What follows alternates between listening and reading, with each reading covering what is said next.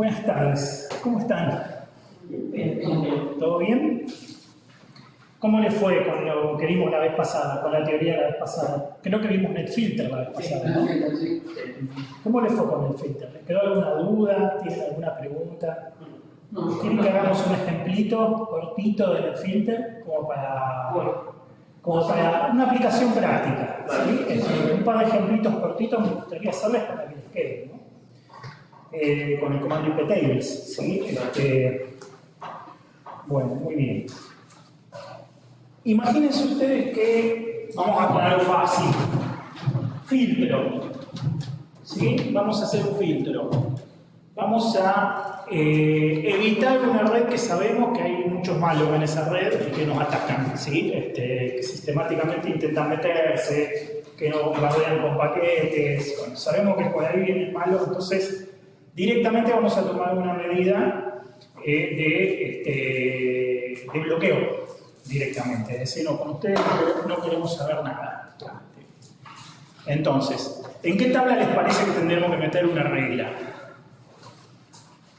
¿Se acuerdan que estaba la tabla filter, la tabla nat, la tabla mangle, la tabla raw, la tabla security? ¿Sí? ¿En cuál de ellas podríamos meter esa regla? La RAW es demasiado temprano, no podríamos rastrear conexiones. Si bien nosotros ahora no vamos a rastrear conexiones, ¿sí? Hay una que es más indicada, ¿sí? La tabla donde básicamente decimos qué pasa y qué no pasa. ¿Cuál tendría que ser? ¿Qué les parece? A propósito, sí, la dejé apagada al culo, ¿eh? ¿Está oscuro? La imagen se ve que me parece que... ¿Querés prenderla? ¿Está como oscura? Un poquito. ¿Querés prender la luz de ella? Es la llave de qué lado. Pero la luz hacía...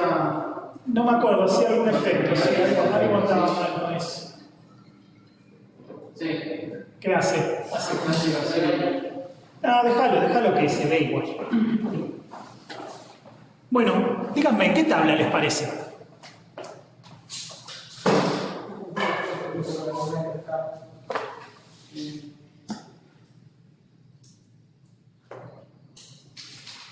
Si es una regla que básicamente está hecha para decir qué es lo que puede pasar y qué es lo que no. ¿Sí? O sea que es una funcionalidad muy básica, incluso de la primera funcionalidad para la cual se creó el framework, ¿no? ¿Cuál es la tabla más significativa en ese aspecto? ¿Se acuerdan?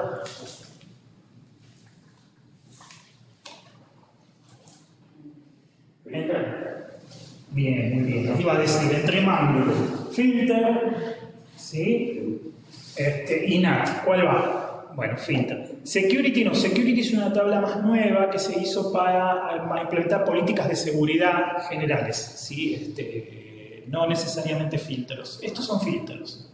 Entonces, sí, lo primero que hay que elegir es la tabla. Es decir, bueno, como esto es algo que va a determinar si un paquete pasa o no, básicamente es un filtro, ¿sí? Entonces va a la tabla filtro.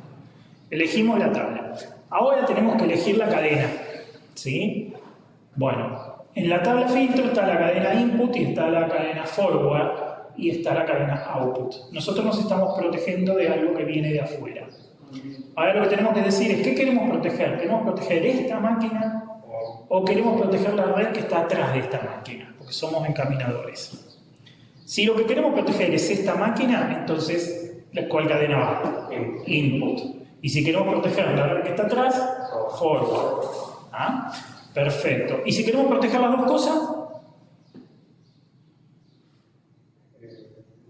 Y entonces ponemos la regla en las dos cadenas. ¿Ah? ¿Está bien? O sea, no hay nada que prohíba que podamos poner la regla en las dos cadenas. Entonces vamos a identificar la red mala. Vamos a llamarla red mala, ¿sí? Desde donde nos atacan, ¿sí? 24, 14, 25, 0 24.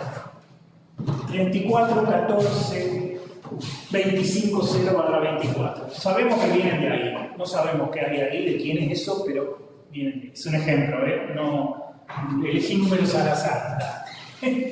Pero bueno, imagínense que ese es el escenario, ¿no? Donde le decimos, ¿qué hacemos? Bueno, entonces vamos a ejecutar un comando y le vamos a decir al kernel, ¿sí?, que ingrese una regla en el netfilter que prohíba, que directamente tire los paquetes que provienen de, cuya IP de origen tenga cualquiera de ese rango. ¿Está bien? Entonces, el comando es iptables. Elegimos la tabla y elegimos la cadena.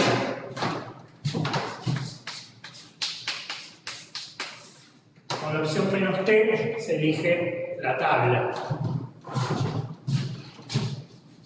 Con la opción "-a" decimos agregue la regla al fondo de la cadena. Si la cadena no tiene ninguna regla, es lo mismo usar "-a" que usar "-i". ¿Ah? "-a" va la regla al fondo de la cadena, "-i" va la regla adelante de todo en la cadena, arriba de todo. ¿Sí? Fíjense que esto ocurre en memoria, o sea, yo ejecuto los comandos y esto ocurre inmediatamente en el kernel. Si yo reinicio la máquina, todo esto que estoy haciendo se pierde. Entonces, ¿cuál es la lógica que se utiliza para armar un firewall? Bueno, se escribe un script de Bash y se escriben todos los comandos adentro del script. Estos comandos son los que cargan las reglas en el kernel y después ese script se configura para que se ejecute automáticamente durante el arranque de la máquina. De esa manera nos aseguramos que el firewall levanta junto con la máquina. ¿Sí? Normalmente, cuando está bien elaborado, es un script de arranque y parada, o sea que acepta las opciones start y stop, con lo cual podemos cargar y descargar las reglas. Si lo tiramos con start, cargamos las reglas, si lo tiramos con stop, descargamos las reglas. Esa es la forma típica de armar un firewall. ¿Ah? Y dentro del script se escriben las reglas, por eso normalmente se utiliza "-a", porque uno las pone en orden las reglas del script. Dice primero esto, después esto, después esto, después esto. ¿Ah? ¿Sí? Por eso lo habitual es usar "-a". Y después el nombre de la cadena. Fíjense que el nombre de la tabla es minúscula, pero el nombre de la cadena es mayúscula. ¿Sí? Vamos a ponerla en input para proteger la máquina. ¿Sí? Ahora vamos a poner cuáles son las precondiciones que tiene que tener la regla para que entre. En este caso, la opción "-s" nos permite indicar un rango de IPs de origen. La opción "-d" nos permite indicar un rango de IPs de destino. ¿Sí? Si indicamos protocolo, también podríamos indicar puerto de origen y puerto de destino. Pero no podemos indicar protocolo no podemos indicar puerto sin indicar un protocolo, porque estamos en el nivel de IP. Si no indicamos un protocolo, no sabe esto dónde buscar el número de puerto. ¿Sí? Hay que decirle qué protocolo es para que vaya a mirar en el lugar correcto. ¿Está bien? Entonces, por ahora vamos a hacerlo sencillo solamente por IP de origen. ¿Sí?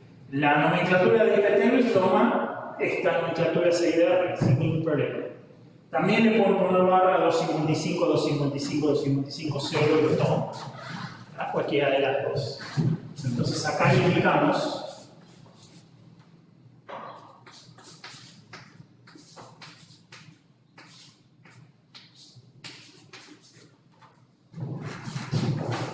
esto en realidad lo escrito todo a continuación. Yo lo escribí así para que se vea mejor.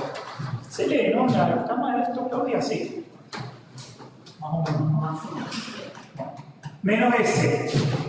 34, 14, 25, 0, barra 24. Acá estamos diciendo esta regla va a aplicar a todos los paquetes cuya IP de origen corresponda a un rango que esté ahí adentro.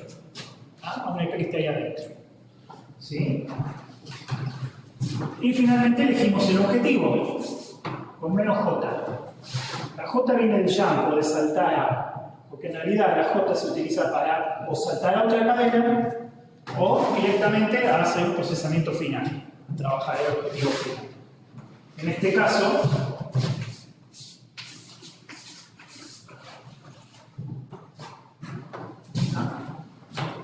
ahí estamos diciendo, bueno, todos los paquetes de esta red se tiran y no se dice nada. O sea que se corta el paso ahí nomás y no entra más. Lo mismo se puede hacer, ponen otro comando igualito y acá le mandan forward y entonces también están protegiendo la red. O sea, con otro comandito igual pueden proteger la red. ¿Cómo podríamos hacer una excepción?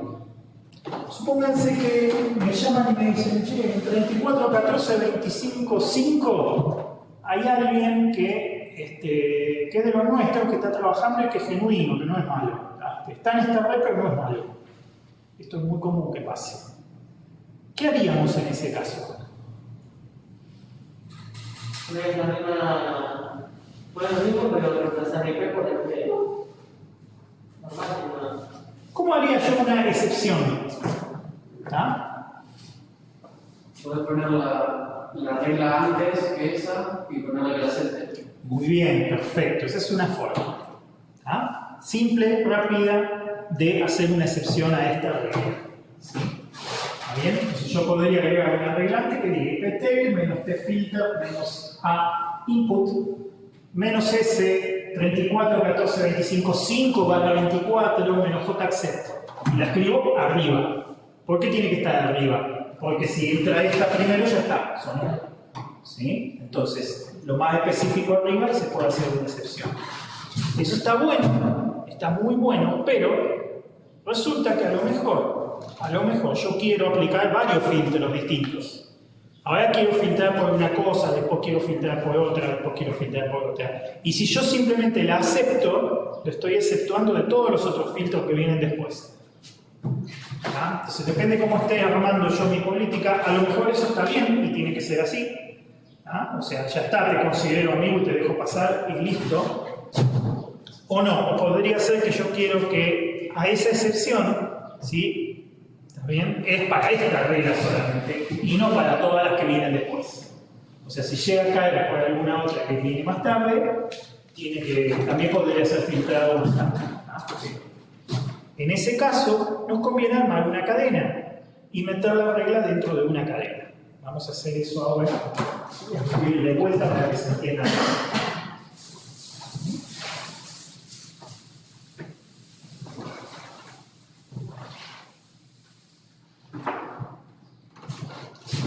Entonces se iptails.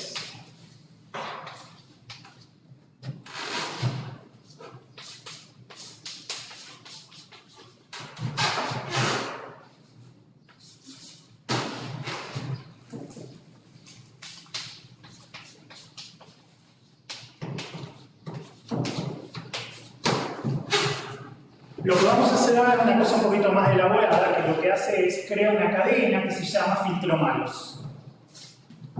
¿Ves? ¿Eh?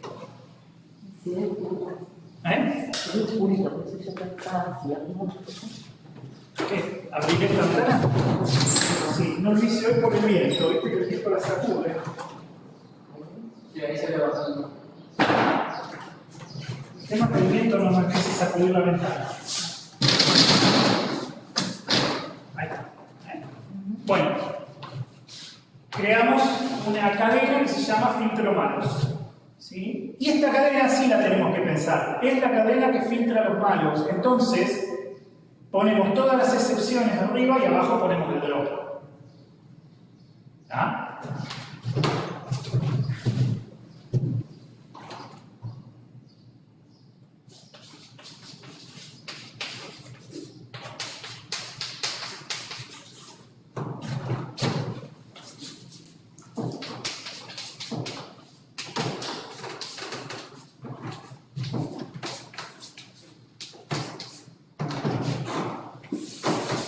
Me había embalado ya. 34, 14, 25, 5.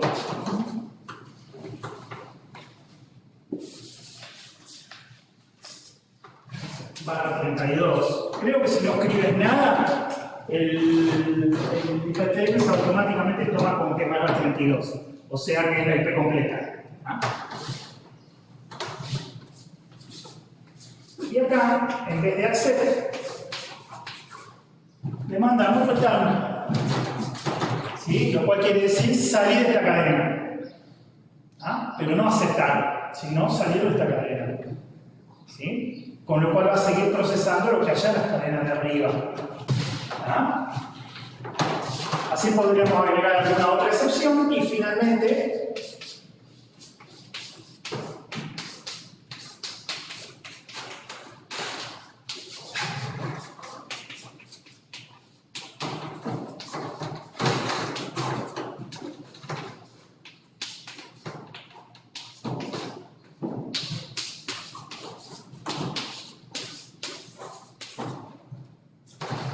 así podríamos cargar, por ejemplo, 1, 2, 3, 4, 5 secciones, todas las que ustedes quieran.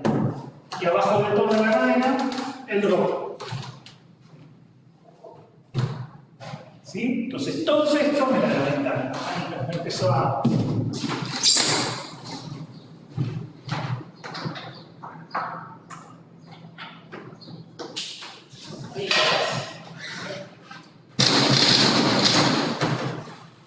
Viento, juega mala pasada. Bien, entonces ya tenemos la cadena. Ahora lo único que hay que hacer es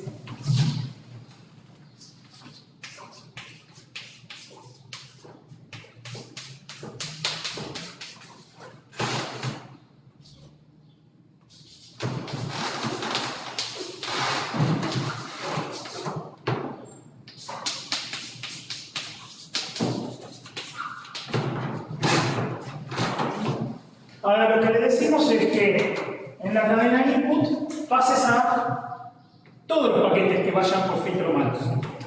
¿Sí? O sea, fíjense, acá no hay precondiciones, con lo cual todos los paquetes se van al filtro malos. ¿Ah? ¿Me siguen? Sí, ¿no? ¿Qué va a pasar? Bueno, de filtros malos, todos los que pertenecen a esta IP se van a ir. ¿Sí? A este rango de IP, menos estos que están acá. Y menos tampoco, ¿sí? Tampoco se van a ir los que no entren. Cualquier rango que esté fuera de esto, ¿sí? También termina y sale el filtro malo que sigue por abajo. O sea que por retardo van a volver 34, 14, 25, 5 y también todos los que no sean de 34, 14, 25, 0. Con lo cual acá podemos aplicar otras reglas y decir, bueno, ya está, malos no son, pero tenemos que filtrar por otras cosas. ¿Ah? Entonces, esta es una forma más elaborada, donde ya ustedes piensan, bueno, para cada bloque, ¿sí? Para cada bloque que se va a tratar, se maneja la excepción, se maneja la regla principal, ¿bien? Y pueden procesar varias cosas. En el práctico que tienen ustedes de esto, tienen que armar una cosa así. Sí, ¿no? Había mucho ejercicio así. Acá tienen la ventaja también de que con una regla igual a esta, pero poniendo forward, pueden mandar a filtro malos también los de la cadena forward. Y la cadena la escriben una sola vez, no la tienen que escribir 2 veces. Eso sí, en iptables no puedo yo llamar a una cadena de otra tabla. O sea, la cadena, fíjense que yo la cadena filtro malo la hice en filter, ¿sí? No puedo llamar a una cadena de otra tabla, pero sí puedo llamar desde cualquiera de las cadenas raíz o llamar a cualquier cadena que hice dentro de una tabla. ¿Se entiende, no es cierto? Después hay que leer la argumentación para ver cuáles son las opciones que tenemos de cómo mostrarlos, cómo filtrar, digamos, qué antecedentes tenemos para filtrar, ¿sí? Cómo puede ser IP de origen, IP de destino, ¿sí? Protocolo. ¿Ah? En algunos casos se puede filtrar por interfaz, no todos lados. Por ejemplo, en la cadena input de filtro yo puedo filtrar por interfaz de entrada, ¿ah? Pero no puedo filtrar por interfaz de salida, porque no la sé. ¿Ah? En output yo puedo filtrar por interfaz de salida, pero no por interfaz de entrada. Y en forward tengo las dos, puedo filtrar por las dos. ¿Está bien? Entonces, dependiendo de qué cadena esté, también pueden haber opciones que están o no están. Indicando el protocolo, puede indicar puertos. Y después hay extensiones. ¿Sí? O sea, el comando iptable permite cargar extensiones. Hay una opción, creo que es "-m", si no me acuerdo mal, que nos permite cargar extensiones que nos agregan nuevos antecedentes. Y lo mismo ocurre con los objetivos. hay extensiones para los objetivos. Por ejemplo, hay una extensión que está muy buena, que es la extensión log, ¿sí? Que se utiliza para mandar la bitácora al kernel, al registro del kernel, cada paquete que coincide con la regla. Fíjense que es un objetivo que no termina la cadena. Pasa log y sigue de largo, ¿sí? No es terminal como accept, por ejemplo. ¿Ah? Pero como se activó el log, entonces se escribe el paquete en el registro. ¿Sí? Y así hay otros. El mark, por ejemplo, el objetivo mark que va en la tabla mangle, que permite permite setear o ajustar la marca de netfilter. Para decir, este paquete lleva la marca número tanto, y después esa marca puede ser consultada en otras cadenas más abajo o en otras tablas incluso también.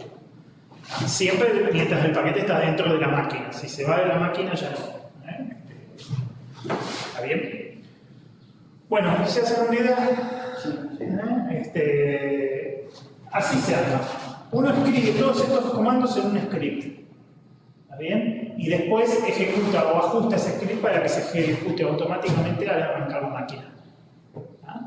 Las versiones más antiguas, ¿sí? Directamente tiraban estas líneas en el script de arranque y listo. ¿Sí? Eso es muy básico y muy simple y te arma el firewall cuando arrancas. ¿Sí? Una versión un poquito más elaborada es hacer un script de arranque y parada, que ya se programa con Bayel, ¿sí? Donde se dice, si el comando es arranque, entonces cree todas las reglas. Si el comando es parada, entonces elimine todas las reglas, vacíe todas las tablas. Entonces eso después se configura en el sistema de arranque de la máquina. También tiene la ventaja que el administrador puede, con la máquina andando, subir, bajar, reiniciar. ¿Qué pasa si ustedes lo están programando a esto y le quieren agregar una regla? No van a querer reiniciar toda la máquina porque le agregaron una regla de firewall, ¿sí?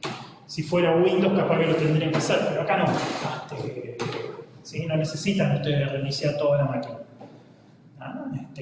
Pues ahí sí les conviene reiniciar el firewall completo. O sea, vaciar todas las tablas y volverlas a hacer. ¿Sí? Eso sí les conviene para asegurarse de que anda bien.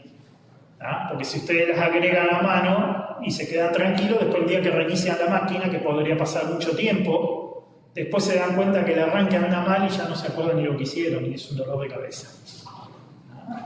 Por eso es muy importante probar que las cosas andan bien y que la máquina arranca bien. ¿Sí? No solamente que anda. Bien, muy bien. Bueno, ¿se entendió la idea? Sí. ¿Tienen alguna pregunta? ¿No? Bueno, lo van a tener que practicar un poquito. Cuando lo practiquen esto va a salir. Bien, muy bien. ¿Qué habíamos hablado la vez pasada después de esto?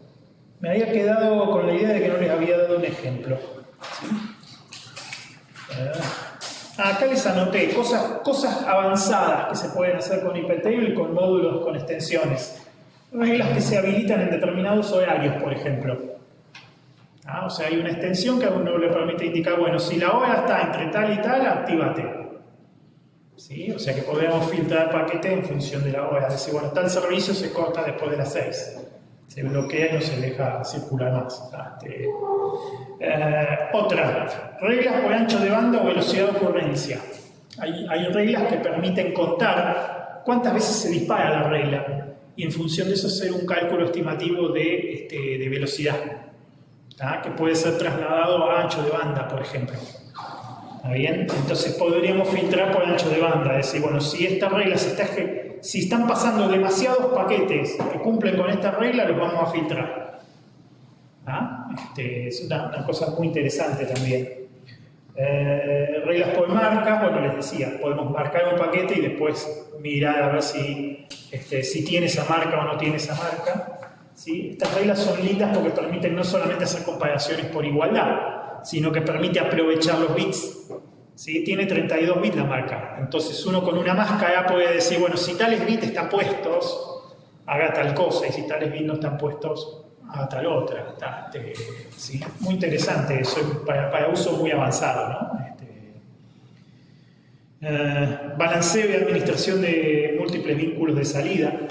¿Sí? Si yo tengo, por ejemplo, 2 vínculos que van a internet y yo quiero decidir cómo voy a manejar el tráfico que sale de mi red, cómo lo voy a repartir entre esos 2 vínculos, se puede usar iptables, se puede decir, bueno, a ver, el tráfico web que se vaya por este vínculo, el tráfico, no sé, de VPN que se vaya por este otro vínculo, ¿no? El tráfico de correo electrónico por acá, y así. Uno puede ir, como administrador, puede ir decidiendo por dónde quiere que el tráfico de cada cosa salga.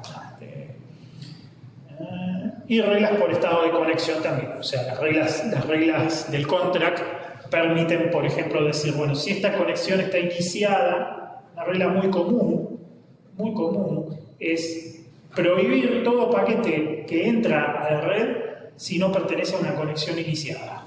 Es una regla muy común en el firewall, ¿no? O sea, si no es un servicio que se preste desde esta red, llega un paquete que viene dirigido a una IP cualquiera y el encaminador no lo reconoce como de una conexión que ya fue iniciada antes, lo tira. Esta es la manera de emular, digamos, el filtro que hace el NAT en IPv6. ¿Sí? ¿Qué pasa con el NAT? Yo no me puedo conectar a una máquina que está atrás, con el NAT Restricted Connect, ¿sí? El NAT de origen. Yo no me puedo conectar a una máquina que está atrás del encaminador. ¿Ah? En IPv6, si usamos IPv6 pública, sí podría. Y a lo mejor las máquinas que están atrás no están preparadas para recibir una conexión de cualquier lado. O sea, que podrían ser atacadas. Entonces, ¿qué se hace? Se hace lo mismo que pasaría con el NAT. Se dice, si este paquete no pertenece a una conexión iniciada, no lo dejes pasar. Si alguien desde adentro inicia una conexión, el rastreador, en la tabla de contract, registra que esa conexión está iniciada o que por lo menos está intentando de iniciar. Y entonces, cuando el paquete llega, vos decís, ya, pero es de una conexión establecida o de una conexión que se está iniciando, bueno, entonces lo dejo pasar. Es una regla muy común. Muy común. Creo que en el práctico les puse, ¿no? Me parece que lo tienen esa reglita también, ¿no? Bien, muy bien. Muy bien, perfecto. Bueno, ¿alguna pregunta? ¿Quedó entonces la idea del iptables? Después lo van a experimentar. Ellos me preguntaban por la máquina, dicen que tenían que instalar alguna extensión. Yo no me acuerdo. ¿Qué teníamos que instalar en la máquina virtual? ¿Alguna extensión para que hagan su práctica? ¿No? No, solamente el iluminador y el jack. ¿El? Jack, para hacer un jack, es el que hace... El wall jack. El que hace la... Para capturar los paquetes. Capturar los paquetes. Claro, para analizar los paquetes. Pero eso lo instalan en la máquina nativa, no tienen que instalar en el emulador si quieren. Sí. Eso lo pueden instalar. Pero va en la máquina virtual. ¿Ustedes lo instalan en la virtual? Y porque no podíamos... Lo que pasa es que hubo un problema con una de las máquinas que no hay manera de hacerle funcionar. Y es Gonzalo, que no puedo tener acceso a su máquina. ¿Cuál es el inconveniente? Porque no puede instalar Ubuntu y luego el emulador para que le funcione el emulador, si quiere eso. No ha venido a las clases presenciales con su máquina. La verdad es que miro virtualmente, me comparte su pantalla. Y hasta donde yo veo no veo nada raro. Todo el resto funciona. No sé qué es lo que no puedo hacer iniciar el emulador. Claro, no tendría que traer acá. No me doy cuenta, Sí. porque el resto lo podemos arreglar, pero eso no. Entonces, digo, bueno, yo lo quería ver personalmente, digo, llevar tu máquina y me siento, porque tiene que ser algo muy particular. Sí. Si estoy instalando de cero, el mismo que instalaron todo el resto. Yo lo que creo que hay que instalar una otra versión. ¿Vos decís que es eso? Porque me acuerdo que cuando te preguntaste la nueva versión tenía, me parece que instaló la más reciente. Y viste que la más reciente no siempre es la más estable. Y bueno, empiecen viendo eso. Eso que saben Yo instalé la recomendada, que era una más vieja de la reciente. Creo que era la 24 o algo así. 24 del año 2020. Sí, no es tan vieja tampoco. No, pero yo tengo la mía es 20, ahora me voy a fijar, la mía también es 21, 22, que la tengo desde el año pasado. Claro. Y ahora lo único que hice cuando arrancó me pidió un par de actualizaciones que le dije que sí, inclusive el emulador me pidió la actualización y le di el ok, y bueno, sigue andando.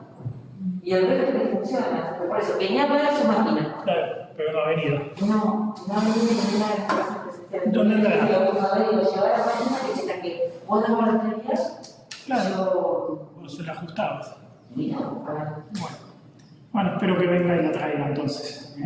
Pues es importante. Importante que lo vean, ¿sí? Que lo experimenten.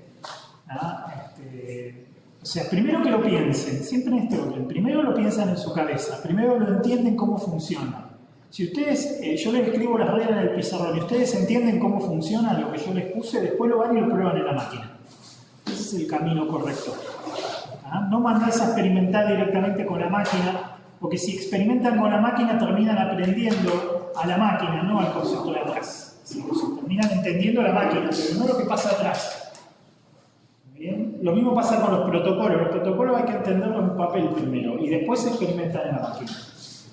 Porque puede pasar que la máquina tenga un error en la implementación. ¿Sí? ¿Qué pasó? ¿Se fue? Mira que le mate el protector de pantalla. Entra en reposo. Entra en reposo. Sí. Puede ser, entrar en el otro, claro, en reposo. Sí. Bien, muy bien, muy bien. Bueno, la vez pasada habíamos empezado a hablar del nivel de enlace, ¿no es cierto? ¿Hasta dónde habíamos llegado? Cuéntenme. ¿Qué vimos del nivel de enlace la vez pasada?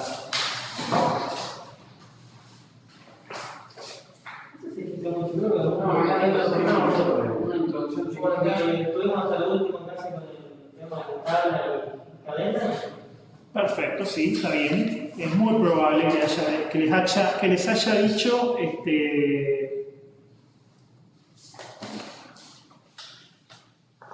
¿Les hablé del protocolo HDLC? Sí, ¿no? Les dije que no se los iba a dar en profundidad porque no tenía mucho sentido, porque es un protocolo viejo. Sí, eso sí se los dije, ¿no? Bien. Ahí está. Bueno, vamos a hacer un resumen del nivel de enlace. Vamos para abajo en el modelo ¿sí? O sea, hasta ahora veníamos hablando del protocolo IP, ¿sí? Y el protocolo IP, todo el paquete IP viaja dentro de una trama Ethernet, ¿sí? Que es de nivel 2. Ahora vamos a hablar un poquito del nivel 2, ¿sí? O sea, nos vamos a detener un poquito a hablar del nivel 2. Ustedes ya estuvieron practicando con ARP, me dijeron hoy. Y el ARP es un protocolo que está entre el nivel 2 y el nivel 3, ¿sí? El ARP es un protocolo que fue sustituido cuando en IPv6, ¿sí? El protocolo de ARP no existe.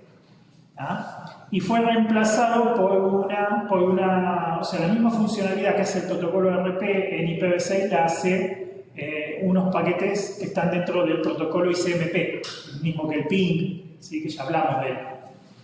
Lo cual es mucho más razonable, ¿sí? O sea que el protocolo de ARP original es medio como un apaño que se hizo para poder obtener las direcciones MAC de las máquinas a partir de las direcciones IP. ¿Está bien? Eso en IPv6 se hace por ICMP. O sea, yo por ICMP puedo enviar un paquete de búsqueda de vecinos, una solicitud de vecinos, ¿sí? Que es muy parecido a la ARP, hace lo mismo. ¿Tá? Pregunta ¿qué MAC tiene la IP tal? ¿Sí? Pero no son paquetes de nivel 2, son paquetes ICMP. ¿Sí? En cambio, el ARP utiliza un código de protocolo en el nivel 2, o sea, corre a la misma altura que el protocolo IP. ¿Sí? Es una diferencia conceptual importante, o sea, fue una evolución, digamos, de cómo se trató el tema primero y cómo se pasó a tratar el tema después. Muy bien. Hablamos del nivel 2 y a ver, ¿quién se acuerda cuál era la función, el objetivo general del nivel 2? ¿Se acuerdan cuál era? Ya que estudiamos ya en intro, ¿sí? Que les dije, el nivel 2, ¿qué hace? ¿Cómo? También lo pregunté y también lo contestábamos. ¿Cuál era? A ver. O sea, es como formar una red, conectar dos computadoras y creo que también hay algo de independencia en el físico. Bien, muy bien, va por ahí la cosa. Tratamos de independizarnos un poquito del nivel físico, asumimos que ya tenemos un medio para unir las máquinas. ¿Y cuál es nuestro objetivo entonces ahora? Lograr que, que una trama de información viaje de una máquina máquina a la otra. ¿Está bien? Entonces, la idea es lograr que dos máquinas cualquiera que están conectadas en la red se comuniquen entre sí sin interferirse con las demás, que también están conectadas en la misma red. ¿Ah? Entonces, ¿qué se hace en el nivel 2 típicamente? Bueno, se divide la información en tramas de tamaño conocido, con un mínimo y un máximo. ¿Ah? Y esas tramas viajan junto con cierta información que permite identificar de dónde viene la trama y a dónde va la trama. ¿Sí? O sea que lo que necesitamos en el nivel 2 es algún identificador para cada máquina que sea único en esa red. ¿Está bien? Distinto de lo que pasaba en IP, que necesitábamos un identificador único en toda la red, completa, toda la red de redes. Acá nos alcanza con que sea único en la red, ¿ah? En el mismo medio físico. ¿Qué pasa si dos paquetes tienen la misma identificación física? Se asume en toda la red que vienen de la misma máquina. O sea que si llega a haber duplicadas direcciones físicas, se arma flor de lío. ¿Se entiende, no es cierto? ¿Por qué? Porque dos paquetes que vendrían de dos máquinas diferentes se verían en la red como si vinieran de la misma máquina. Y si vos le respondés a esa IP que está duplicada, ¿le llega a las dos máquinas? ¿A esa IP o a esa MAC? A esa máquina. Si vos tenés una MAC duplicada, las dos máquinas van a pensar que el paquete es para ellas, con lo cual lo van a atender. ¿Sí? Y si ellas están programadas para responder a eso, van a responder las dos. Bien. ¿Ah?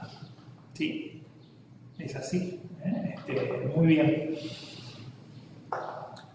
Muy bien, perfecto. Entonces tenemos dos grandes funciones. Una es esta, una es decir, bueno, vamos a armar tramas.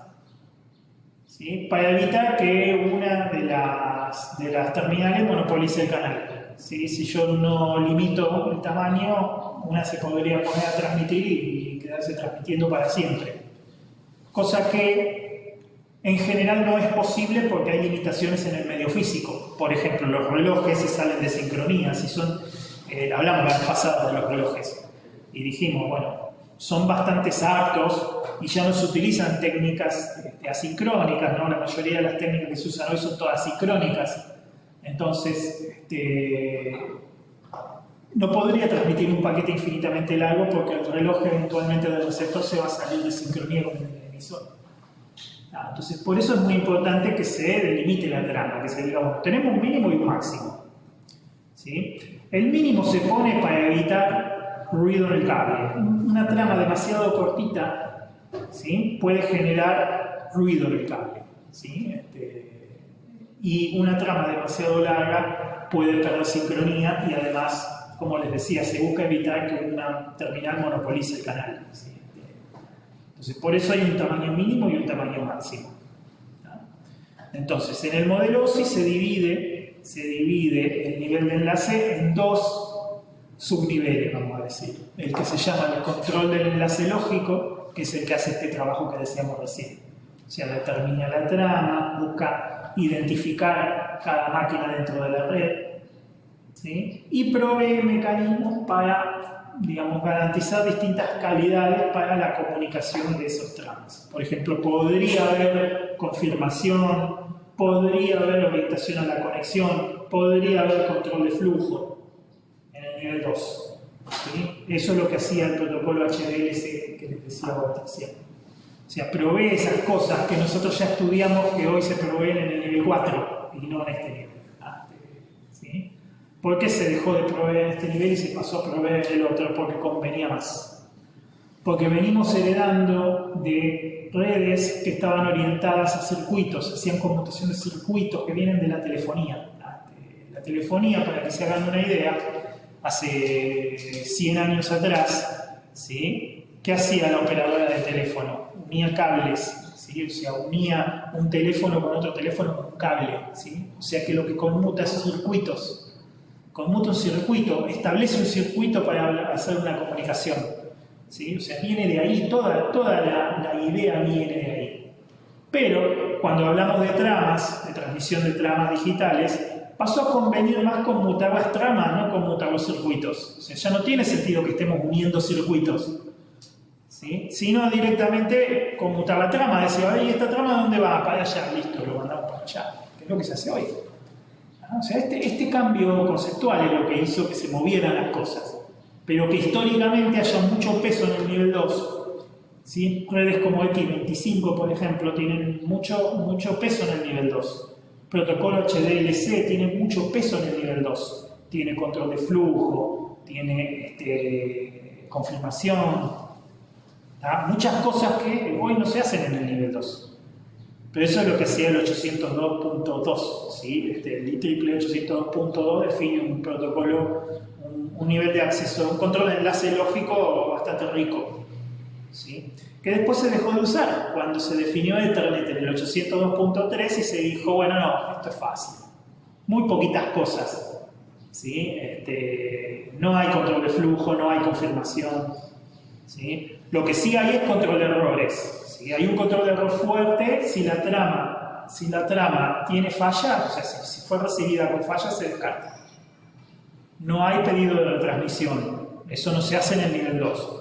¿Sí? O sea, no se pide retransmisión, nada, simplemente se tira. ¿Tá?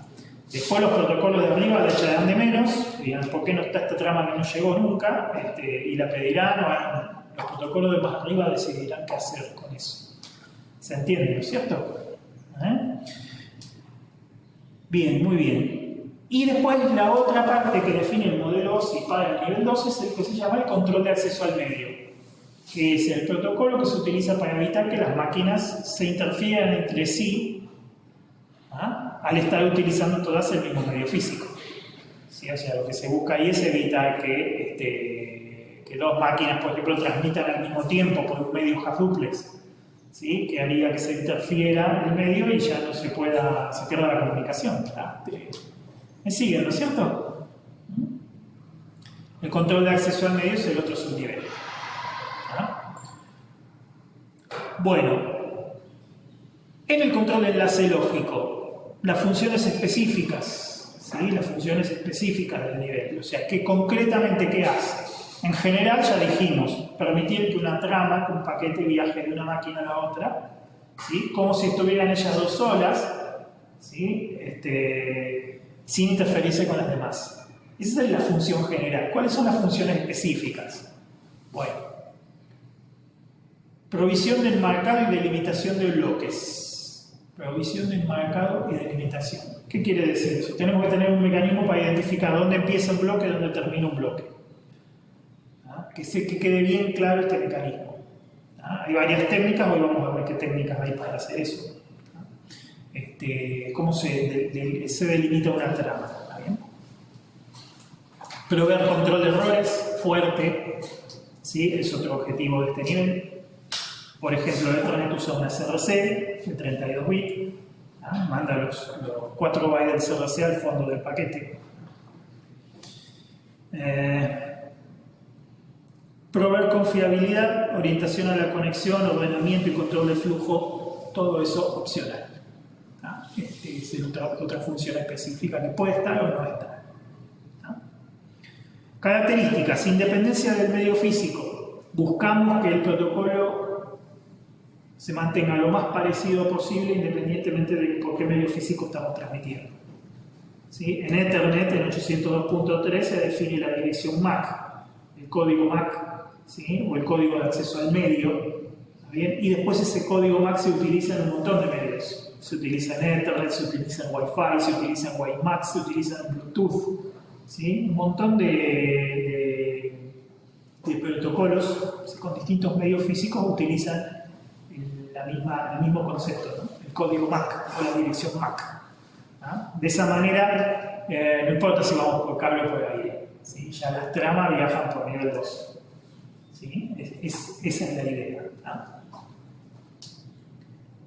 Muy bien.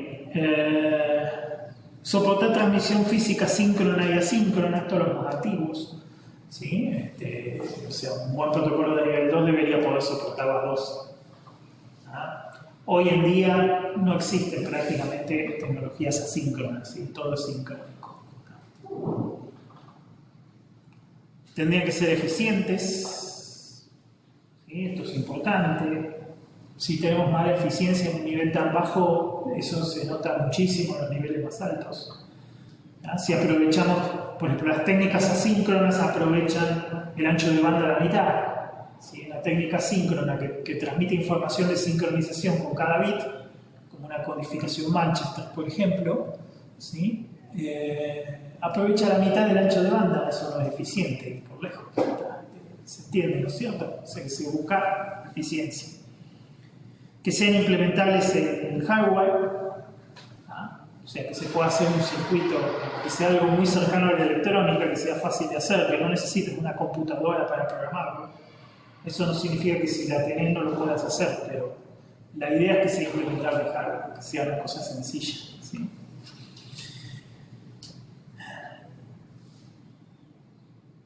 Y después, bueno, sí, pueden incluir tramas de datos y tramas de control.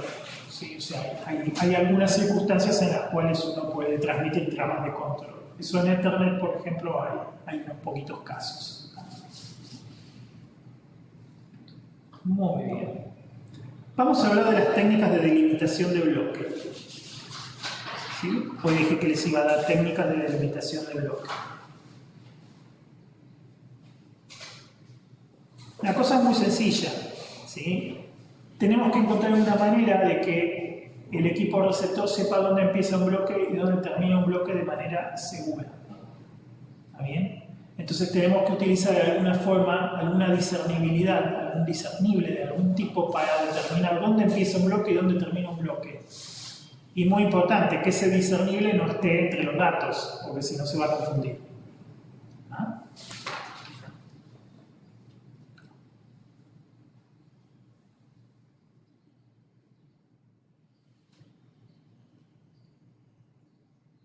Por ejemplo, el protocolo PPP utiliza un carácter delimitador. ¿Sí? O sea, cada paquete empieza y termina con el carácter, con el byte 0x7e. 0x7e. ¿Sí? ¿Y qué pasa si en los datos hay un 0x7e? Es la pregunta, porque imagínense que yo estoy transmitiendo una trama y podría haber en el paquete un 0x7e en algún lado. Entonces lo que se define es un carácter de escape, que se llama, ¿sí?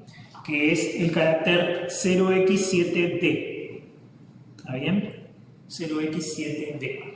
Entonces lo que dice la regla es que si yo tengo que transmitir un carácter 0x7e o un carácter 0x7d, le tengo que anteponer un carácter 0x7d y después invertir uno de los bits, ¿sí? Creo que es el bit 0x20, ¿sí? Sería el sexto bit, ¿ah? Se invierte, ¿ah? De esa manera el 0x7e no es más 0x7e, deja de serlo, ¿ah? ¿Está bien? Entonces, de esta forma, fíjense ustedes, de esta forma, para la electrónica que está mirando desde los niveles más bajos, ¿sí? Tiene que detectar el 0x7e para empezar a recibir información y tiene que detectar el 0x7e para terminar de recibir la información. Y listo. La electrónica no se complica. ¿Ah? En el nivel 2, se estudia un poquito más adentro. Se dice, estamos buscando 0x7d. Si nos llegamos a encontrar con un 0x7d en la trama, entonces, ¿qué tenemos que hacer? Sabemos que es un escape, ¿sí? Entonces, lo sacamos de la trama, lo eliminamos y tomamos el siguiente byte y le damos vuelta el bit ese 0x20. ¿Ah? Para volver a reconstruir la trama original. El emisor hace eso al revés, o sea, el emisor dice, me encontré con un 0x7e, ¿qué hago? Bueno, le agrego el 0x7 de adelante y lo transmito con ese bit cambiado. ¿Ah? ¿Se entiende, no es cierto? ¿Ah? Entonces, en la electrónica no se tiene que preocupar, la electrónica busca los 0x7e. ¿Por qué 0x7e? Es un 0 seguido de 6 unos seguido de un 0. Es algo fácil de ver en la electrónica. ¿Sí? ¿Se dan cuenta, no? 0x7e, ¿sí? Un 0, 6 unos y un 0. ¿Tá? Es el único código que tiene 6 unos seguidos. ¿Tá? Entonces, ¿qué tenemos que contar en la electrónica? Tenemos que poner el reloj y contar 6 unos seguidos y ya está. ¿Se entiende, no es cierto? ¿Ah? El 0x7d, ¿sí? No tiene 6 unos seguidos. ¿Ah? ¿Está bien? Ningún otro código tiene 6 unos seguidos. ¿Sí? Está el 7f, ¿sí? O el ff. ¿Ah? Pero esos los detectamos antes. O sea, no son 6 unos seguidos, ya son más. ¿Está bien? ¿Se entiende, no es cierto? O sea, son cosas que son fáciles de ver desde la electrónica. Por eso es importante. Bueno, otra técnica que existe es delimitación por violación de código. ¿Tá? Para técnicas asíncronas se usa. Por ejemplo, yo transmito con una codificación Manchester, ¿sí? Y mando un bit fuera de sincronía, mando un bit al revés. Entonces la misma electrónica dice acá falló algo, ¿tá? Y se resetea. Y ya la excepción esa de la electrónica indica que inicia un bloque. Hay técnicas antiguas que usaban ese mecanismo para delimitar el bloque. ¿Tá?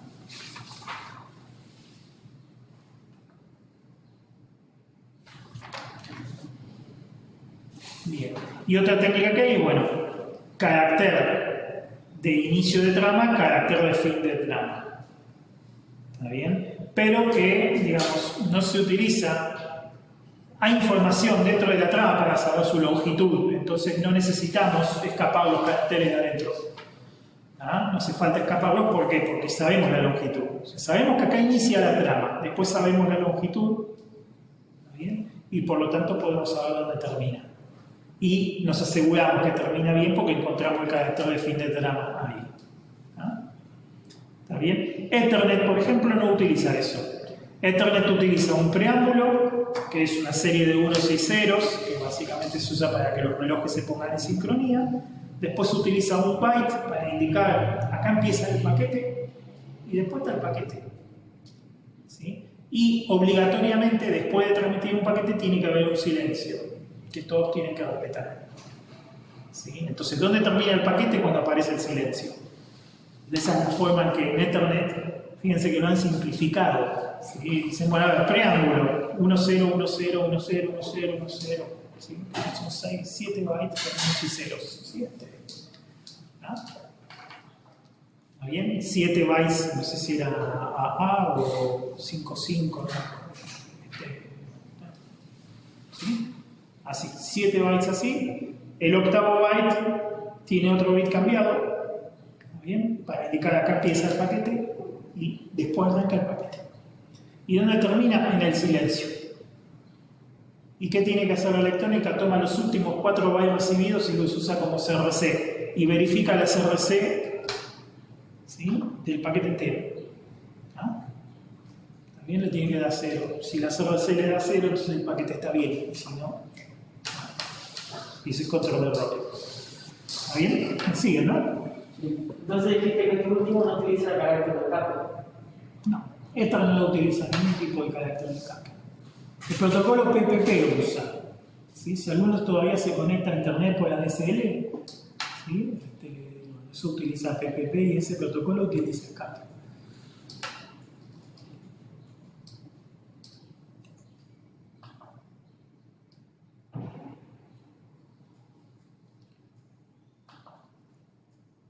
Así que hoy en día estas cosas se han simplificado. ¿Ah? O sea, son cosas que antes eran complicadas y ahora son más fáciles. ¿Por qué? Porque se ha reducido la necesidad. O sea, la experiencia fue demostrando que donde la electrónica es más confiable no se necesita tanto control. No, el control de error es explícito. ¿Sí? Las 3 técnicas que estudiamos nosotros siguen estando acá, que son la paridad, el bit de paridad, por ejemplo, ¿sí? Las sumas de comprobación, como tiene el encabezado IP. ¿Sí? ¿Saben que en IPv6 lo eliminaron? El paquete el encabezado IPv6 no tiene suma de comprobación. ¿Qué dijeron? Dijeron, hacemos control fuerte en el nivel 2 y también hay control en el nivel 4. ¿Sí? Con lo cual, habiendo control en el 4 y en el 2, no tiene ningún sentido que hagamos control en el nivel 3, que exige un montón de tiempo de CPU en todos los encaminadores, porque como uno reescribe los encabezados en los encaminadores, tiene que recalcular la comprobación. Se ahorraron todo eso, dijeron, no, Lo eliminaron. No tiene, el cabezal IPv6 no tiene suma de comprobación. Ustedes estudiaron el IPv4 que tiene suma de comprobación. Pero decidieron que no valía la pena y dijeron no, lo eliminamos.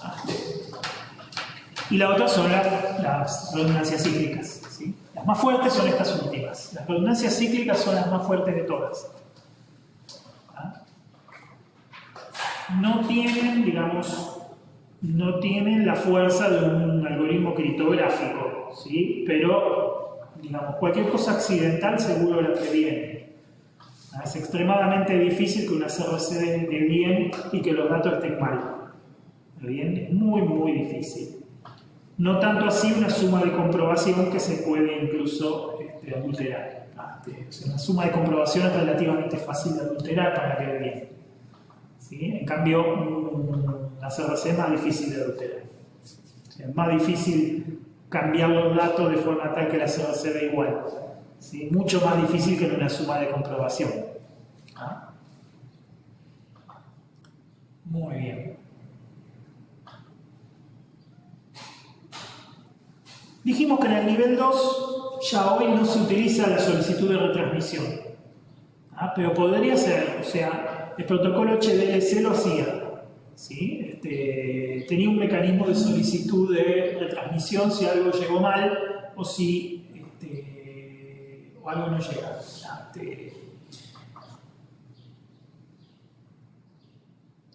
Típicamente hay tres cosas que hay que tener en cuenta. Una es identificar los bloques para prevenir, para hacer que el protocolo sea idempotente. O sea, yo transmito esto y digo, este es el bloque número 14.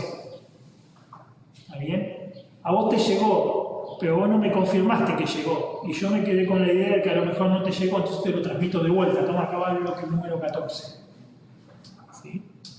Si no tuvieran identificado los bloques y este paquete es la compra de algo, ¿sí? Yo te lo mandé, vos lo recibiste, pero yo no tuve la certeza de que lo recibiste y te lo envié de vuelta y yo te compré 2 veces.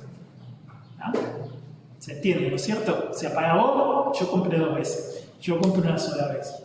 Y este tipo de malentendidos es muy común. ¿Ah? Para evitar eso, el bloque lleva un identificador. ¿Sí? Este es el bloque número 14. Si vos recibís el bloque número 14 de nuevo, no lo contás de vuelta. Te das cuenta que es el mismo bloque que había sido transmitido antes, que lo volví a transmitir por algo, y lo tirás. ¿Ah? Si la primera vez no lo habías recibido y lo recibí la segunda, bien, por vos. Pero si lo transmití 2 veces y lo recibiste 2 veces, bueno, no lo contás 2 veces. ¿Ah? ¿Está bien? Identificación de bloques. Usar temporizadores. ¿Sí? Yo te transmito algo y tengo que esperar tu respuesta. ¿Sí? Tu respuesta. Si tu respuesta no llega en tanto tiempo, yo asumo que se perdió. O se perdió lo que yo transmití o se perdió la respuesta que vos enviaste. Y lo transmito de nuevo. ¿Está bien? Y finalmente se pueden utilizar acuses de recibo negativos. El protocolo TCP, la versión más nueva del protocolo TCP, tiene la posibilidad de hacer no acuses de recibo negativos, sino acuses de recibo parciales. Pero en un acuse de recibo parcial hay un acuse de recibo negativo implícito. Yo te envío paquete 1, 2, 3, 4 y 5. Y vos me decís que recibiste los paquetes 1, 2, 3 y 5. ¿Qué me estás diciendo? Que no recibiste el 4. ¿Está bien? Cuando hablamos de acuse de recibo negativo, estamos diciendo que vos específicamente digas, che, recibí el 1, el 2, el 3 y el 5 y no recibí el 4. Y me avisé. Eso específicamente. ¿Ah? Eso se envía un acuse de recibo negativo. Y obviamente, la técnica que usa Ethernet, que es la más simple de todas, que es ignorar. ¿Ah? Si un paquete se perdió, yo no hago nada al respecto. Si un paquete llegó con errores, yo no hago nada al respecto.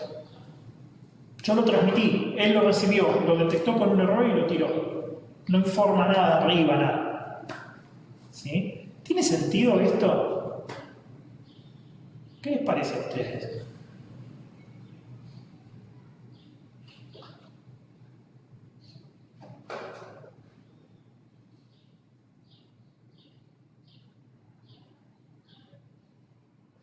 la debería usar, si está buscando algo como queda no. Hay que tener en cuenta que si estuviera este protocolo solo no tendría ningún sentido, ¿sí? Pero tenemos todos los protocolos de arriba. ¿Bien? Esto pasa a tener sentido cuando están los protocolos de arriba. Cuando el protocolo TCP, por ejemplo, tiene un mecanismo de recuperación ante errores, tiene un mecanismo para solicitar repetición, ¿sí? ¿Qué pasa? El protocolo de nivel 2 no lo hace porque lo hace el protocolo de nivel 4. Por eso tiene sentido. Entonces, en el nivel 2, que tenemos poca abstracción, lo manejamos fácil, ¿sí? Y no tiene sentido estar informando a los protocolos de arriba, ¿sí? En forma explícita, che, este paquete llegó con error, este llegó con error, porque no sé qué decirle del paquete. Si vino con error, no le puedo decir viene de tal IP, porque la IP podría estar mal. No le puedo decir viene de tal máquina, porque la dirección podría estar mal. Porque algo no dio la CRC. Entonces, ¿qué sentido tiene informarle? Lo que se hace normalmente se registra, eso sí. Yo puedo preguntarle a la interfaz, che, ¿cuántos paquetes erróneos recibiste? Y te dice. Podría ser un indicador de que algo está fallando. Si una interfaz está recibiendo, está descartando muchos paquetes por error, entonces algo está pasando ahí. Se utiliza como herramienta para diagnosticar eso. Pues acá hay algo roto, ¿sí? Porque o hay un cable que está mal, o pasa algo que están llegando muchos paquetes con errores. Bien, muy bien.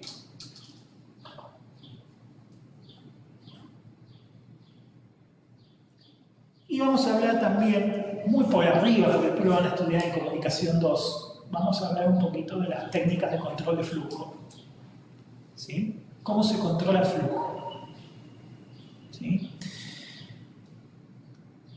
Vamos a hablar de tres técnicas clásicas que se utilizan para controlar el flujo. ¿Se acuerdan lo que es el control del flujo, verdad? ¿Para qué servía el control del flujo? ¿Cómo? Que no se sature, exactamente, que un emisor, en general no solo el canal, sino básicamente que un emisor rápido no sature un receptor lento. ¿Tá? El canal puede ser lento o el receptor puede ser lento. En el nivel 2, el canal, digamos, la velocidad del canal se conoce. En el nivel 4, sabemos que intervienen muchas componentes en el canal, entonces no sabemos la velocidad real del canal y se podría saturar el canal. Yo podría estar transmitiendo a mi canal físico que admite más velocidad que el canal físico del siguiente encaminador. Entonces, eso podría hacer que se sature el canal. Pero si no, el que siempre se puede saturar es el receptor, porque recibe la información más rápido de la que la puede procesar. Entonces, ¿cuáles son los mecanismos típicos que se utilizan para controlar el flujo? Una técnica clásica es la que se llama la técnica del arranque y la parada. ¿Está bien? Técnica de arranque y parada. ¿Sí? Que lo que dice es, te transmito un paquete, ¿sí? Me confirmás que recibiste ese paquete, te transmito el siguiente, me confirmás que recibiste ese paquete, o sea, me das permiso para transmitirte el siguiente cada vez. ¿Sí? Esa es una variante. La otra variante es, te dejo transmitir, pero si me llego a saturar, te mando un paquete pidiéndome que deje de transmitir. ¿Tá? Cualquiera de las dos válida. Si hay una donde simplemente te transmite un paquete, me das el OK, hasta que no me da el OK no te paso el siguiente y así. ¿Ah? Es una variante de arranque y parada. La otra variante es, yo te transmito los paquetes y si vos te saturas me mandás un paquete diciendo para de transmitir. ¿Ah?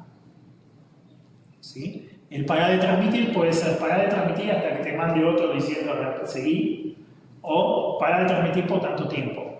Hay otros que son así con timer, ¿sí? Entonces yo puedo mandar un paquete diciendo detenete por 5 milisegundos, por ejemplo. ¿Está?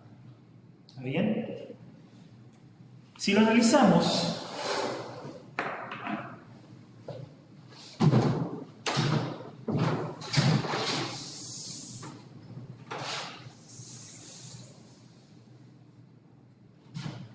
analicemos la primera técnica que les dije. ¿Sí? Este está transmitiendo un paquete.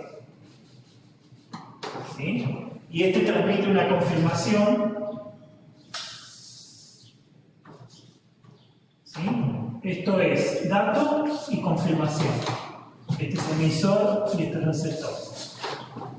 ¿Bien? dato, confirmación. Cuando llega la confirmación, recién ahí yo puedo transmitir el siguiente dato. ¿Sí? Ahí llega la confirmación.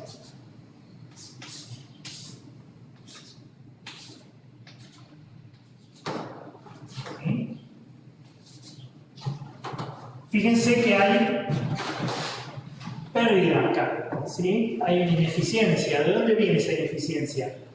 Si yo pudiera transmitir directamente, yo termino de transmitir el dato 1 y empiezo a transmitir el dato 2 inmediatamente, ¿sí? Y después el dato 3 y después el dato 4. Si ni bien termino de transmitir, ¿sí? Un dato, empiezo a transmitir el siguiente. ¿Tá? Y acá no puedo hacer eso, acá me tengo que detener, ¿sí? Este tiempo que está acá, tengo que esperar a que me llegue la confirmación, ¿sí? Que, si no me equivoco, es 2 veces la demora de propagación, ¿sí? La pérdida. Pero ahí no se tiene en cuenta la demora de propagación. Sí, está prevista, por eso. Acá está el dato y la demora de propagación. Claro. Es 2 veces la demora de propagación más lo que está más el tamaño de la confirmación. ¿Sí? Es caro la pérdida. ¿Ah?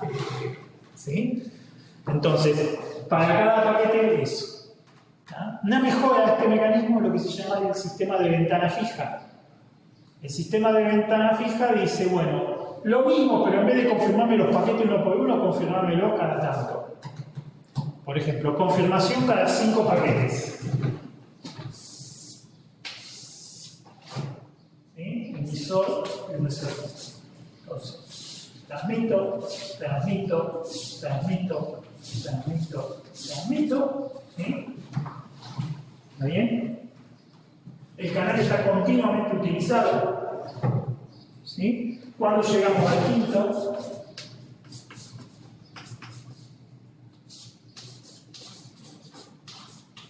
acá me detengo. Me tiene que llegar la confirmación.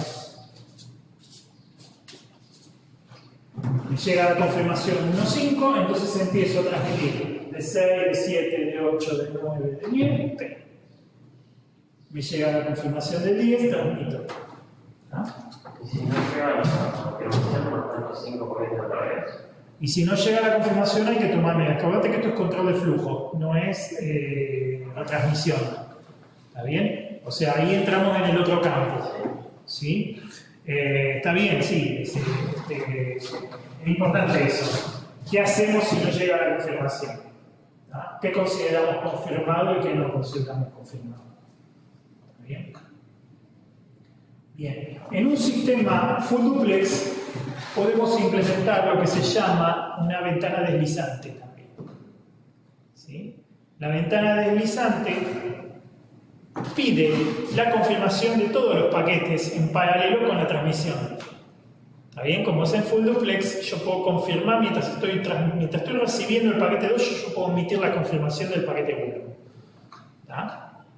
Cuando recibo el paquete, termino de recibir el paquete 2, emito la confirmación del paquete 2, pero ya estoy recibiendo el paquete 3. ¿Está bien?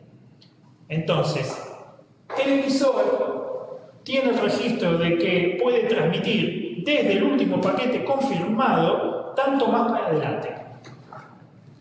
Por ejemplo, del último paquete confirmado, 5 más. ¿Sí? Entonces, este mecanismo permite que en la medida en que las confirmaciones vayan llegando, la transmisión no se detenga nunca. ¿Está bien? Si algún paquete no llega, o sea, si no se confirma alguno, ahí se detiene. ¿Tá? Porque se satura el canal. Entonces, mando 1, mando 2, mando 3, mando 4, mando 5. No vienen las confirmaciones, me detengo. ¿Sí? Donde me empiecen a llegar las confirmaciones, ahí avanzo. ¿Está bien? Mecanismo de ventana deslizante se llama. Es el mecanismo que utiliza TCP. ¿Sí? TCP hace eso. ¿Ah? El protocolo TCP utiliza un mecanismo de ventana, que además es dinámico, o sea, es capaz de adaptar el tamaño de la ventana también.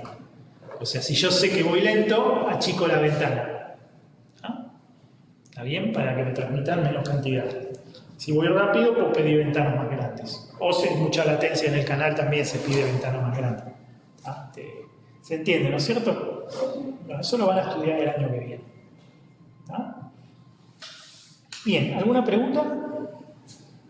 ¿Cómo se ve eso, Claudia? ¿Bien? ¿O no se ve? Ahora no estoy viendo nada. No se ve bien. Ahí está. Sí. Bien, muy bien. Bueno, ¿tienen alguna pregunta? No. ¿No hay que tenemos como No. El año que viene tienen comunicación de datos en Tandil, comunicación de datos 2. No sé quién es la comunicación de datos 2 ahora ya. No, pero... ¿Cómo? A mí, las optativas me van a tener, si las hacen. Yo tengo 2 optativas. Seguridad del sistema informático y software libre. Ahí me van a tener si las querés hacer.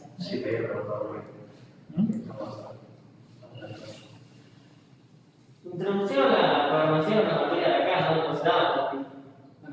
¿Sí? Introducción a la arquitectura de sistemas, sí, se dan también hasta este año, y el año que viene ya es el último que se va a dictar, porque bueno, se sabe que no se da más, el ciclo inicial de la ingeniería deja de estar acá. Son de los últimos ustedes que lo reciben, que es por un tema de acreditación de las carreras, es una cosa medio fea. Yo doy introducción a la arquitectura de sistemas en Tandil para mucha más gente, para muchos más estudiantes. Y acá la doy una versión en paralelo para los estudiantes de acá, o daba, así hasta. Creo que el año que viene toca y ya después ya no. No, porque hay una pregunta porque el otro día estamos en electrónica digital y el profesor está explicando algo en una serie de registros y dijo esto lo van a ver cuando vean MIPS, cuando tengan. Pero porque MIPS vuelven a ver en Arqui 1, profundizan MIPS. O sea, la primera, ustedes lo ven conmigo por primera vez, pero después en Arqui 1 lo profundizan mucho más en MIPS. Es por eso. No, todos ven MIPS, todos saben MIPS. ¿Sí? Todos ven MIPS. Digamos, hacer 2 de 100, que son los modelos factoriales. No, todos ven MIPS, todos vieron MIPS. Sí, lo que pasa es que se ve el nivel introductorio. Después, en Arqui 1 ya lo empiezan a estudiar por adentro cómo funciona. Conmigo lo vieron cómo se usa, cómo se programa, y muy por arriba que tiene adentro. Yo les tiré alguna pista de lo que tiene adentro, pero nada profundo. ¿Sí? Después en Arqui 1 van a profundizar un montón eso. O sea, van a ver realmente qué tiene adentro, van a ver cómo funciona, todos los circuitos van a ver. Bueno, vamos a hacer una introducción a lo que es Ethernet. ¿Sí? Acá tenía anotado, miren, el preámbulo, ¿cómo es? Es el carácter 0xAA, el preámbulo de Ethernet. 0xAA es 10101010. ¿Sí? Son 7 bytes el 0x1010 y el último es 0x10101011. El último byte del preámbulo. Ya es digamos, que sería el delimitador de tramo. Así arranca un paquete de Ethernet. Bueno, yo porque hoy les dije no me acordaba el número y lo tenía anotado acá. Vamos a hablar un poquito de la parte física de Ethernet, de Ethernet 2. ¿Sí? Físico, vamos a hablar un poquito de físico y un poquito de nivel 2 también, las dos cosas. Bueno, es el protocolo que se estandarizó como IEEE 802.3. ¿Sí? Lo vamos a ver mucho, lo van a ver mucho eso. Está en la sopa, va a aparecer el 802.3, ¿sí? Porque es muy... ¿sí? Hay distintas variantes, digamos, del 802.3, ¿sí? Y sucesoras del 802.3 que se metieron ya en otras cosas, ¿sí? Como por ejemplo el 802.11, ¿sí? Que es el Wi-Fi. Está basado en esto y salieron para el lado de la radio también, sí, pero con los mismos principios. Bueno, vamos a ver las cosas más importantes de la historia de Ethernet, que está bueno que las sepan. ¿Sí? La primera variante de Ethernet, ¿sí? Salió en el año 1983. Fue desarrollado por las compañías DEC y Xerox e Intel. ¿Sí? DEC, Xerox, Intel. Fueron los desarrolladores del protocolo Ethernet. ¿Ah? Hay dos variantes, está Ethernet 1 y Ethernet 2. Son compatibles entre ellas y difieren en un campo en el encabezado que ahora cuando pasemos se los voy a anotar. ¿Ah? O sea, la diferencia entre Ethernet 1 y Ethernet 2 es un campo en el encabezado. ¿Ah? Que después lo vamos a ver. Obviamente hoy se usa Ethernet 2 en todos lados. ¿Ah? Pero si hubiera algún equipo que entiende Ethernet 1 podría funcionar. La primera variante de Ethernet es la que se llamó 10 base 5. 10 base 5. Se escribe así.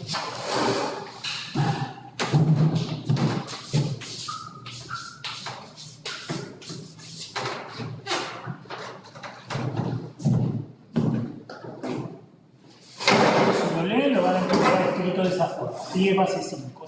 Es la norma más antigua, ¿sí? De las que se publicaron en 802.3.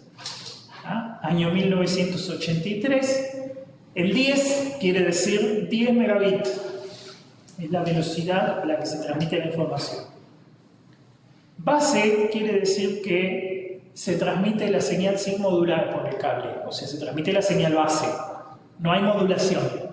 Ni en amplitud, ni en frecuencia, ni en pulso, ni en código, nada. Va la señal tal cual. ¿Sí? Y el 5 viene de que cada tramo físico puede tener hasta 500 metros de longitud. De ahí viene el 5. ¿Qué es un cable coaxial? Si el cable coaxial, ubican el cable coaxial, es como el cable con el que les mandan la televisión por cable, ¿sí? Y las primeras Ethernet eran por este cable coaxial. ¿Ah? Se llama así porque tiene, digamos, un conductor central envuelto en plástico y después una malla afuera. Coaxial porque comparten el eje, ¿sí? Todos los conductores están centrados alrededor del mismo eje. De ahí viene la palabra coaxial.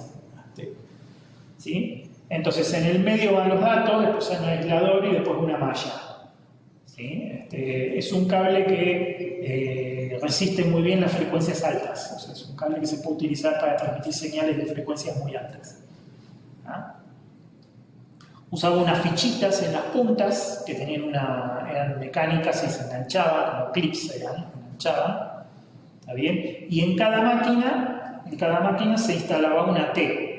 ¿Sí? Una T eléctrica. ¿Sí? Tenía un macho. ¿Sí? Una hembra y los machos. Entonces, uno llegaba con un tramo y salía con otro tramo en la máquina. Cada tramo podía tener hasta 500 metros. Las dos máquinas que estaban en la punta del tramo, en cada una de las puntas del tramo, llevaban terminadores. ¿Sí? O sea, el agujero de las T que le quedaba abierto había que poner un terminador ahí. Que es básicamente una resistencia, es para ajustar la impedancia del circuito. Si no tenés bien ajustada la impedancia, lo que pasaba, había fenómenos de rebote de señal. O sea, la señal llegaba hasta la punta, rebotaba y volvía por el cable, y metía ruido con la señal que venía. ¿Sí? O sea, se interfería y no funcionaba. Entonces, era muy importante que estuviera bien ajustada la impedancia. Entonces, en las dos puntas del cable se instalaba un terminador que evitaba eso, justamente. Es como un amortiguador, que hace que la señal cuando llegue ahí, sí se apague, no siga. ¿Se entiende, no es cierto? Entonces es topología de bus, ¿sí? Todas las máquinas colgadas del mismo cable, ¿sí? Half duplex, obviamente, porque no hay escapatoria del half duplex, en topología de bus, ¿sí? Y con el protocolo CSMA para prevenir las colisiones.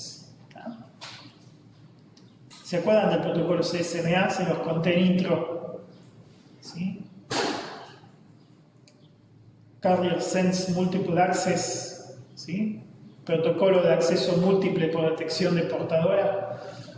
Nombre rimbombante para decir antes de transmitir me voy a fijar si hay alguien transmitiendo antes que yo, y si hay alguien transmitiendo antes que yo, no voy a transmitir yo hasta que no pare el otro. Bueno, eso básicamente es CDMA.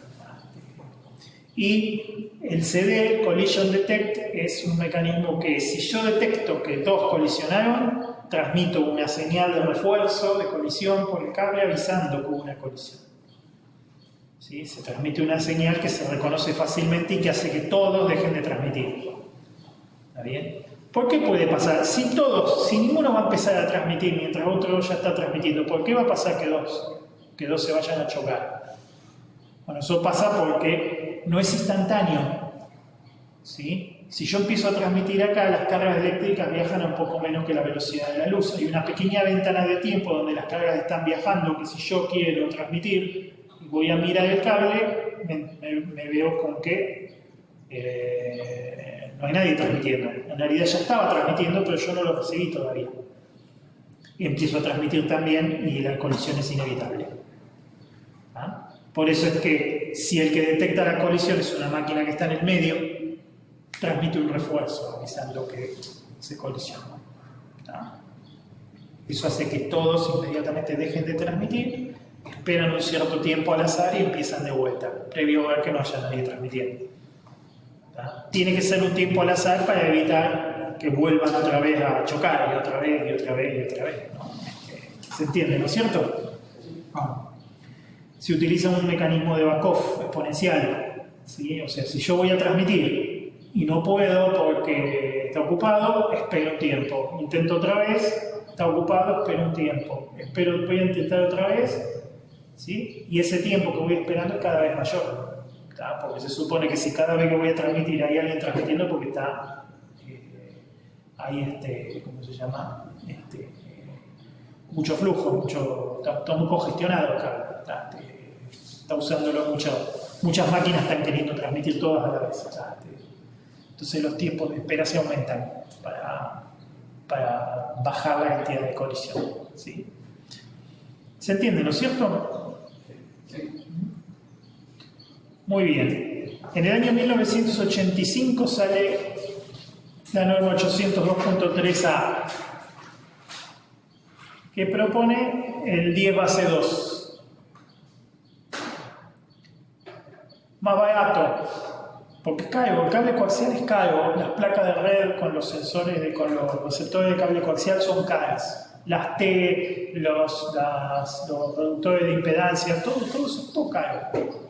Salió una versión más económica, ¿sí? Con cable coaxial fino, que permitía 185 metros por tramo, ¿sí? De ahí el 10 base 2, ¿no? El 12 de 200. En el año 1990, 5 años después, sale la norma 802.3i, y latina, ¿no?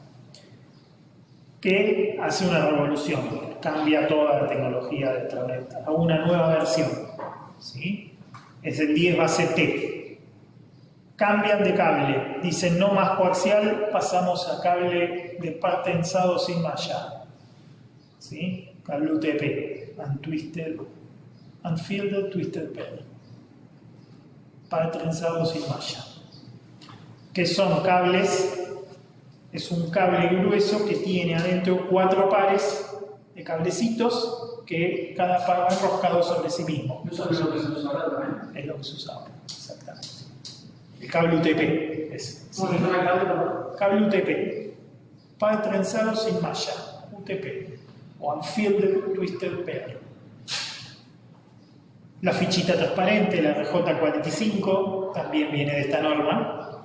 ¿Está bien? Y cambió la topología. Pasaron a una topología de estrella. ¿Sí? O sea, todas las máquinas se conectan con un cable UTP a un aparato central, que es un concentrador, que se llama hub. ¿Sí? En inglés, o concentrador sería en castellano, y que en principio, ¿sí? Las primeras versiones eran directamente amplificadores electrónicos de señal, o sea, recibían la señal eléctrica, la amplificaban y la transmitían de vuelta por todas las demás bocas. Entonces tenía 10 bocas, Recibía por la boca 1 y transmitía por todas las demás. Recibía por la boca 2 y transmitía por todas las demás. ¿Sí? Detectaba las colisiones, obviamente, y transmitía los refuerzos de colisión y todo eso. ¿Tá? Pero eso después fue reemplazado por el switch.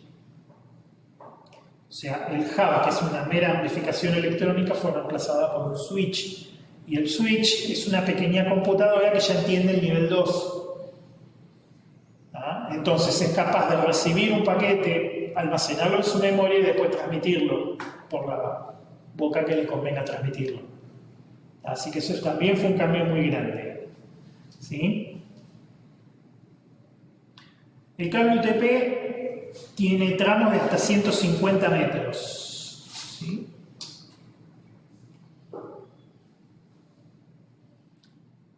En el año 1993 salió la norma 10 base F, 802.3J, 10 base F, fibra óptica. ¿Sí? Se nos amplía el negocio del Ethernet y ahora agarran también fibra óptica. ¿Sí? Hasta 1000 metros.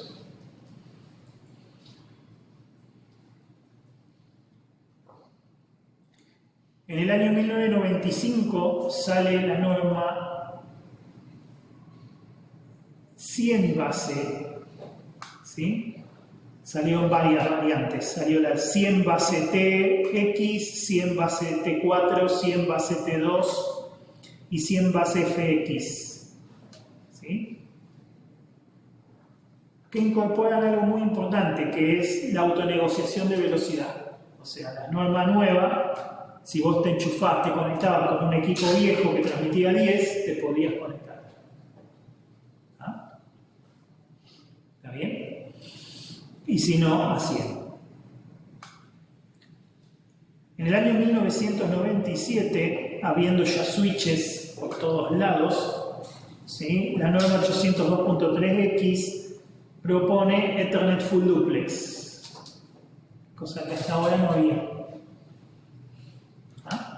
Ethernet Full Duplex. ¿Qué es Ethernet Full Duplex? Bueno, ya que en el medio tenemos un switch, ya que tenemos un par para transmitir y un par para recibir, ¿sí? ¿Por qué no aprovechamos y hacemos el Full Duplex? Entonces, la comunicación Full Duplex es entre la máquina y el switch. ¿Está bien? O sea, una máquina puede emitir y recibir un paquete al mismo tiempo desde el switch. El switch conmuta y transmite por la boca que corresponde. ¿Sí? El switch evita que haya colisiones. ¿Ah? No hay más colisiones, con lo cual no se necesita más el CSMA. ¿Se entiende, no es cierto? ¿Ah? El switch almacena paquetes y los transmite, o sea, no colisionan, sino que los transmite en orden uno tras de otro. ¿Ah? Lo que puede pasar es que se sature el switch y entonces los tire los paquetes. ¿Sí? O sea, piensen lo más parecido a un encaminador, ¿no? Entonces, y aparecen tramas de control para hacer control de flujo. O sea, el Ethernet Full Duplex presenta unas tramas de control que van con unas direcciones MAC especiales, ¿sí? con unos códigos especiales, ¿tá? Que indican arranque y parada de transmisión, básicamente. A lo que hablábamos hoy, protocolo de arranque y parada, sencillito. Manda un paquete diciéndole a tal terminal para de transmitir por tanto tiempo. ¿No? Año 1999, 802.AD, sale la gigabit. ¿Sí? 1000 base T. 1000 base T. O gigabit. Lo mismo, ahora la negociación es no solamente de velocidad entre 1000, 100 y 10, sino que además de si es full duplex o half duplex. Todo eso se tiene que negociar. Cuando vos conectás el cable, ¿sí? Las placas negocian entre ellas. ¿Ah? Negocian incluso hasta qué par van a usar para transmitir y qué par van a usar para recibir, porque normalmente ustedes tenían que tener mucho cuidado con los cables. ¿Sí? De cruzar la transmisión con la recepción si iban a conectar dos máquinas directamente. ¿Ah? Eso se entiende, ¿no? O sea, que había que usar una norma directa para conectar entre una máquina y un switch y una norma cruzada para conectar dos máquinas directamente. ¿Por qué? Porque si no terminan los dos transmitiendo por el mismo lado y los dos recibiendo por el mismo lado y eso no va a andar. Bueno. Las versiones más nuevas ni necesitan eso porque cuando las enchufas negocian eso también. ¿Sí? Se ponen de acuerdo. Entonces, aunque enchufes un cable cruzado o un cable directo, anda igual. ¿Está? Cosa que les complica a los estudiantes hoy, les complica mucho para entender cómo funciona, porque como lo enchufan y anda, no se preocupan tanto, pero es un problema. La norma 802.3 AF en el año 2003 propuso un mecanismo para alimentar equipos a través de un cable de Ethernet. O sea, una norma que aprovecha. Vieron que el cable Ethernet tiene 4 pares adentro. ¿Sí? Sí. Bien. Dependiendo qué velocidad estés transmitiendo, vos usas 1, 2, ¿sí? 2, 3 o 4 de esos pares. Lo que propone esta norma es utilizar un par de esos para alimentar el equipo, o sea, para transmitir energía al equipo. Eso está muy bueno porque si vos tenés que instalar un equipo en una antena, por ejemplo, en una torre, no tenés que subir con electricidad y con el cable de red. Subís con el cable de red solo y lo alimentás directamente a partir del cable de red. O sea, esa es la idea. Se llama PoE, Power over Ethernet, ¿sí? Y se utiliza para eso, para alimentar equipos que están en lugares donde no llega fácilmente.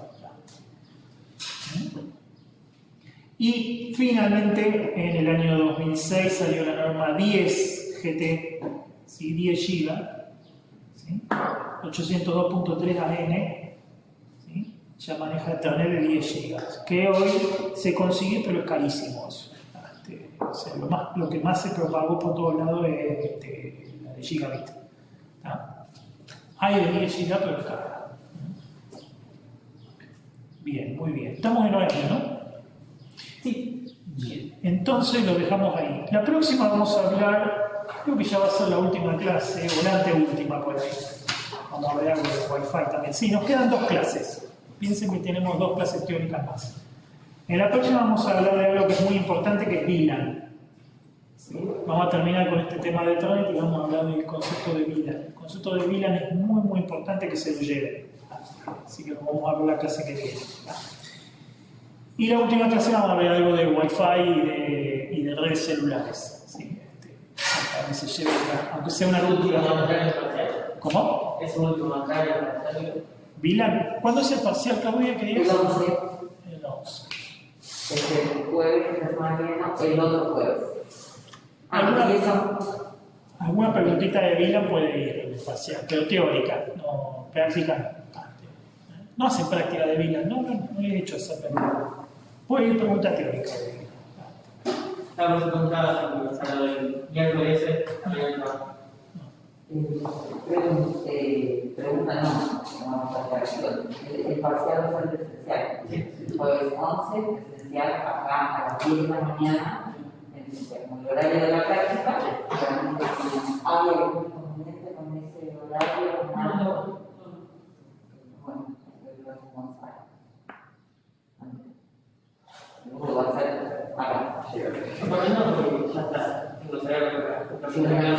Seguramente vamos a restringir a las 2 horas que. No, hay que tratar de empezar. Sí, para presencial.